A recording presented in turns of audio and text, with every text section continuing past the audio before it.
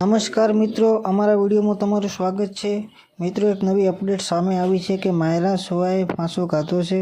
તો મિત્રો, શું થયું તો શું નથી થયું, ઘણા બધા એવા અપડેટ આવી છે। તો આ વિડીયો આખો પૂરો જુઓ। શું કહેશે આ ભાઈ? ખાધો છે તે તમને ખબર છે, અને બધાના મનમાં તો એક પ્રશ્ન છે કે તેમને ગળે ફાંસો કેમ ખાધો। તો તેના વિશે આપણે આ વિડીયોમાં વાત કરીશું, તો તમે વિડીયો પૂરો જોજો। તો મિત્રો, જે દિવસે બબોડી એટલે કે માયરા સોયાએ ફાંસો ખાધો એના જ આગલા દિવસે તેમના ઇન્સ્ટાગ્રામ આઈડીમાં સ્ટોરી અપલોડ કરી હતી। તેમાં તેમને જણાવ્યું હતું કે મારું દિલ તૂટી ગયું છે। અને મિત્રો, બીજાના ઇન્સ્ટાગ્રામમાંથી જાણવા મળે છે કે એમાંથી અમને જાણવા મળ્યું છે કે તેમાં તેમણે જયેશભાઈ સોઢાને સ્ટોરી મેન્શન કરી હતી। અને મિત્રો, તમે સ્ક્રીનશોટ જોઈ શકો છો। અને તેમણે નાના બહેને સાંજે એક સ્ટોરી મૂકી હતી, તેમાં લખ્યું હતું કે મારી બહેન નથી રહી, અને તમે જોઈ શકો છો સ્ક્રીનશોટ મિત્રો। અને એવું પણ લખ્યું હતું કે જ્યાં સુધી મને ન્યાય ન મળે ત્યાં સુધી મને શાંતિ નહીં મળે। તમે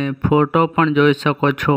અને મિત્રો, બબોડી એટલે કે માયરા સોયા જે છેલ્લી વાત કરી હતી તી અને તેમને ગળે ફાંસો ખાધો એ પણ સ્ક્રીન ઉપર જોઈ શકો છો। અને આ ફોટા ઉપરથી એવું પણ જાણવા મળે છે કે કોઈ જયેશભાઈ સોઢા ફેમિલી કે કોઈ મિત્ર બબોડીને હેરાન કરવાની ધમકી મળતી હોય એવું આ ફોટા પરથી લાગે છે મિત્રો। અને તમે સ્ક્રીન ઉપર ફોટાઓ પણ જોઈ શકો છો। શું મિત્રો, તમને શું લાગે છે, આમાં જયેશભાઈ સોઢાનો હાથ હશે? તો કોમેન્ટ જરૂર કરજો મિત્રો।